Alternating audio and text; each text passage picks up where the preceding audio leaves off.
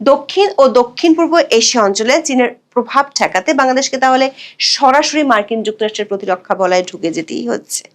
এমন প্রশ্ন উঠছে আন্তর্জাতিক একাধিক প্রতিরক্ষা বিষয়ক সংবাদ মাধ্যমে একটি খবর প্রকাশের কারণে। খবরটি হলো, মোহাম্মদ ইউনূস বাংলাদেশের জন্য যে মরণ ফাঁদ তৈরি করে গিয়েছিলেন, সেই বাণিজ্য চুক্তির শর্ত পূরণ করতে গিয়ে বাংলাদেশ আমেরিকার সাথে দুটি প্রতিরক্ষা চুক্তি আকসা ও জিসুমিয়া স্বাক্ষরের একেবারে শেষ পর্যায়ে পৌঁছে গিয়েছে। এ নিয়ে সামাজিক যোগাযোগ মাধ্যমে বেশ আলোচনা চলছে। বলা হচ্ছে, এমন চুক্তি হলে বাংলাদেশের বন্দর ও বিমানঘাঁটি অবকাঠামোতে মার্কিন বাহিনীর প্রবেশের সুযোগ থাকতে পারে। অবশ্য ঢাকা ও ওয়াশিংটনের পক্ষ থেকে এ নিয়ে কোনো আনুষ্ঠানিক বক্তব্য এখনো দেওয়া হয়নি। আমাদের বিশ্লেষণ হলো, যদি শেষ পর্যন্ত বাংলাদেশের সাথে আকসা ও জিসুমিয়া চুক্তি হয়, তাহলে মার্কিন যুক্তরাষ্ট্র বঙ্গোপসাগরে একটি গোপনীয় নজরদারি কেন্দ্র বা লিলি প্যাড তৈরি করতে পারবে, যেটি তাদের দীর্ঘদিনের স্বপ্ন পূরণ সরাসরি চীনের কিয়াকপিও করিডোরের উপর নজর রাখার পর সুগম করে দিবে। শুধু তাই নয়, এই দুটি চুক্তির অধীনে আমেরিকা যেসব সুবিধা পাবে তাতে মিয়ানমারের দুর্লভ খনিজ সম্পদের নিয়ন্ত্রণ এবং জান্তা সরকারের পতন ঘটাতে যুক্তরাষ্ট্র বাংলাদেশকে একটি কৌশলগত করিডোর হিসেবেও ব্যবহার করতে পারবে। তবে এর পরিণতি হবে জটিল। ভারত ও চীনের সাথে বাংলাদেশের সম্পর্কের নতুন সমীকরণ তৈরি হবে। বিশেষ করে চীন বঙ্গোপসাগরে মার্কিন উপস্থিতি সহজে মেনে নেবে না, যা ভবিষ্যতে বাংলাদেশের রাজনৈতিক অস্থিতিশীলতা বা প্রক্সি যুদ্ধের ঝুঁকি তৈরি করতে পারে।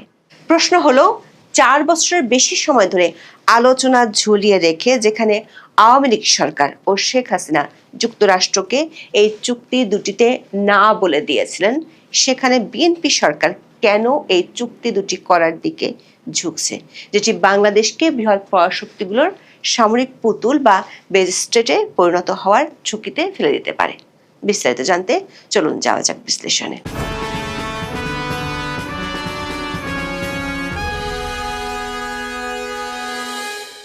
বিশ্ব রাজনীতিতে মার্কিন যুক্তরাষ্ট্রের সবচেয়ে বড় মাথা ব্যথা চীন। আর চীনের প্রভাব ঠেকানোর জন্য মার্কিন যুক্তরাষ্ট্র যে কোনো মূল্যে দক্ষিণ ও দক্ষিণ পূর্ব এশিয়াতে তার সামরিক শক্তি প্রতিষ্ঠা করতে চায়, এমন জোরালো মত আছে বিশ্বব্যাপী।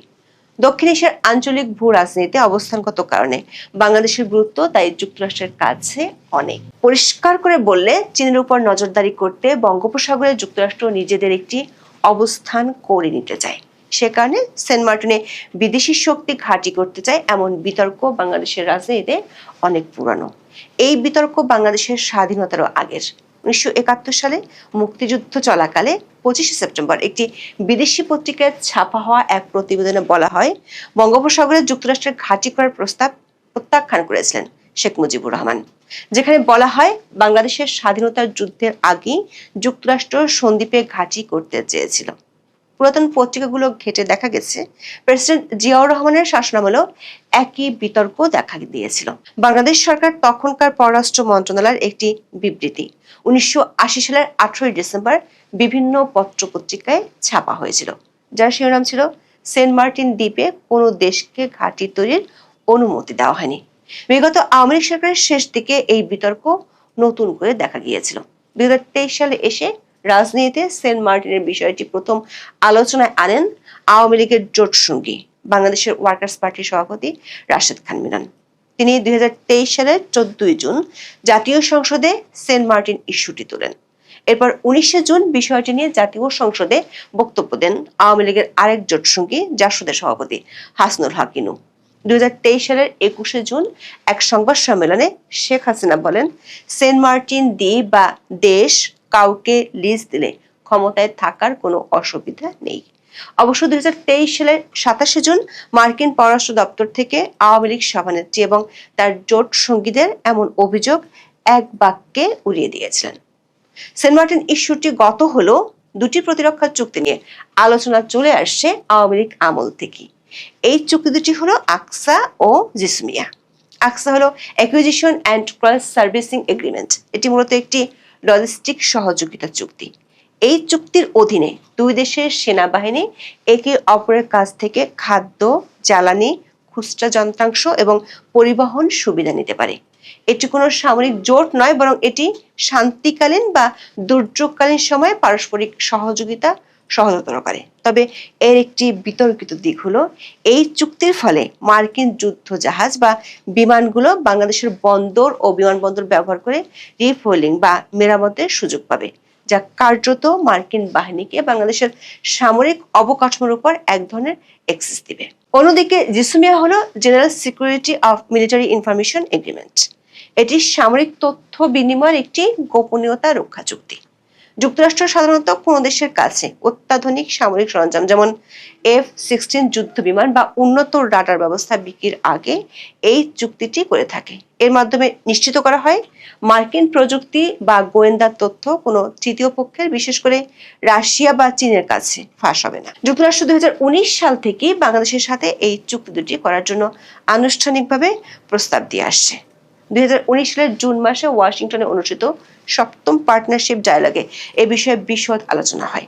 2022 সালের 24শে April Bangladesh Institute for International and Strategic স্টাডিজের এক সেমিনারে তৎকালীন মার্কিন রাষ্ট্রদূত পিটার হাস এই চুক্তি দুটির সপক্ষে বেশ লম্বা বক্তব্য দিয়েছিলেন। তখন ঢাকায় অনুষ্ঠিত 8ম নিরাপত্তা সংলাপে জিসুমিয়া চুক্তির একটি খসড়া বা ড্রাফট যুক্তরাষ্ট্র বাংলাদেশের তখনকার আওয়ামী লীগ সরকারকে দিয়েছিল। তবে শেখ হাসিনা সরকারের আমলে এই চুক্তি দুটি স্বাক্ষরিত হয়নি। 2023 সালের 10ই আগস্ট আওয়ামী লীগের তৎকালীন পররাষ্ট্রমন্ত্রী একে আব্দুল মোমেন বলেছিলেন, দ্বাদশ সংসদ নির্বাচনের আগে যুক্তরাষ্ট্রের সাথে এই দুটি চুক্তি হবে না। কূটনৈতিক সূত্রগুলো বলছে, তারপর থেকে যুক্তরাষ্ট্রের সাথে সম্পর্কের অবনতি ঘটে শেখ হাসিনার। বিশ্লেষকরা মনে করেন, আঞ্চলিক ভূ রাজনৈতিক কয়েকটি কারণে শেখ হাসিনার সরকার তখন মার্কিন চাপ থাকা সত্ত্বেও চুক্তিগুলো করেনি। এর মধ্যে একটি কারণ হলো চীনের সাথে ভারসাম্য রক্ষা করা। বাংলাদেশের সামরিক সরঞ্জামের 70% চীন থেকে আনা হয়। জিসুমিয়া স্বাক্ষর করলে চীনের সাথে প্রতিরক্ষা সম্পর্কের অবনতি ঘটার আশঙ্কা আছে। আবার আওয়ামী লীগ সরকার প্রচার করত, এই চুক্তিগুলো করলে মার্কিন সামরিক হস্তক্ষেপের পথ প্রশস্ত হবে। কিন্তু 24শে আগস্টে শেখ হাসিনা সরকারের পতনের পর বাংলাদেশে একটি ব্যাপক রাজনৈতিক পরিবর্তন হয়েছে। জুলাই আন্দোলনের সমর্থকরা প্রকাশ্যেই বলছেন, যুক্তরাষ্ট্র বাংলাদেশে একটি রেজিম চেঞ্জ করেছে এবং তারাই দেশ চালাচ্ছে। সম্প্রতি ফাহাদ মাজার, যার স্ত্রী গত অন্তর্বর্তী সরকারের একজন উপদেষ্টা ছিলেন, তিনি এমন দাবি প্রকাশ্যে করার পর এটি নিয়ে বাংলাদেশ সরকার কিংবা মার্কিন দূতাবাস থেকে কোনো আপত্তি জানানো হয়নি। বর্তমানে বিএনপি নেতৃত্বাধীন সরকারের উপর আকসা ও জিসুমিয়া চুক্তি দুটি করার জন্য যুক্তরাষ্ট্র অত্যন্ত পরিকল্পিতভাবে চাপ দিচ্ছে বলে বিভিন্ন আন্তর্জাতিক সংবাদ মাধ্যম এবং থিঙ্ক ট্যাঙ্ক দাবি করে আসছে। রিপোর্টে প্রকাশিত হয়েছে, মার্কিন প্রেসিডেন্ট ডোনাল্ড ট্রাম্প বাংলাদেশের প্রধানমন্ত্রী তারেক রহমানকে একটি ব্যক্তিগত চিঠিতে জানিয়েছেন, বাংলাদেশের জন্য মার্কিন বাজারে শুল্ক সুবিধা বজায় রাখা এবং জিএসপি সুবিধা ফিরিয়ে দেওয়ার বিষয়টি সরাসরি আকসা ও জিসুমিয়া চুক্তির উপর নির্ভর করছে। মিলিটারি নিউজ এবং সলিড ইনফো এর মতো বিভিন্ন প্রতিরক্ষা বিশ্লেষণী সংস্থা দাবি করছে, 2026 সালের মে মাসে যুক্তরাষ্ট্রের বাণিজ্য প্রতিনিধি দলের ঢাকা সফরের সময় আকসা ও জিসুমিয়ার চূড়ান্ত খসড়া নিয়ে আলোচনা হয়েছে। বিশ্লেষকরা মনে করেন, আকসা ও জিসুমিয়া কেবল দুটি কাগজের দলিল নয়, এগুলো বঙ্গোপসাগরে মার্কিন সামরিক উপস্থিতির আইনি ভিত্তি দিবে। প্রথমত, আকসা ও জিসুমিয়া চুক্তি স্বাক্ষরিত হলে মার্কিন সামরিক বাহিনী বাংলাদেশের সমুদ্র, নৌ এবং বিমান পথে বেশ কিছু বিশেষ সুবিধা পাবে। চট্টগ্রাম, মাতারবাড়ি এবং মংলা বন্দরে মার্কিন যুদ্ধজাহাজগুলো রিফুয়েলিং এবং মেরামতের সুযোগ পাবে। মার্কিন নৌবহরকে ভারত মহাসাগরের উত্তরাঞ্চলে একটি স্থায়ী সরবরাহ কেন্দ্র বা লজিস্টিক ফুটহোল্ড দিবে। দ্বিতীয়ত, জিসুমিয়া চুক্তির মাধ্যমে মার্কিন যুক্তরাষ্ট্র বাংলাদেশের সাথে রিয়েল টাইম ইন্টেলিজেন্স বা গোয়েন্দা তথ্য শেয়ার করতে পারবে। এর মানে হলো, বঙ্গোপসাগরে চীনের কোনো সাবমেরিন বা যুদ্ধজাহাজ চলাচলের খবর যুক্তরাষ্ট্র সরাসরি বাংলাদেশের রাডার নেটওয়ার্কের মাধ্যমে পর্যবেক্ষণ করতে পারবে। এটি কার্যত বাংলাদেশের প্রতিরক্ষা ব্যবস্থাকে মার্কিন গোয়েন্দা কাঠামোর একটি সফটওয়্যার হিসেবে যুক্ত করবে।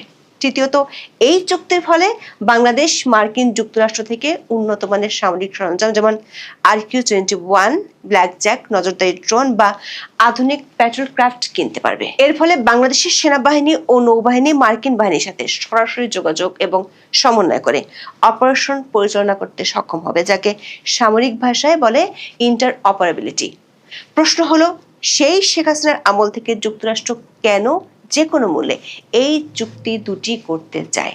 চীনকে ঠেকানোর জন্য দক্ষিণ ও দক্ষিণ পূর্ব এশিয়ার যুক্তরাষ্ট্র এরই মধ্যে তার বহু মিত্রের সাথে এমন চুক্তি করে ফেলেছে। ভারতের সাথে জিসিমিয়া চুক্তি করেছে 2002 সালে। 2024 সালের নভেম্বরে সবশেষ ফিলিপাইনের সঙ্গে এই চুক্তি করে। জাপান ও দক্ষিণ কোরিয়া উভয় দেশের সঙ্গে যুক্তরাষ্ট্রের দ্বিপক্ষীয় জিসিমিয়া চুক্তি আছে। ফলে সমুদ্রপথে চীনকে ঠেকানোর জন্য বিশেষ করে মিয়ানমারের রেয়ার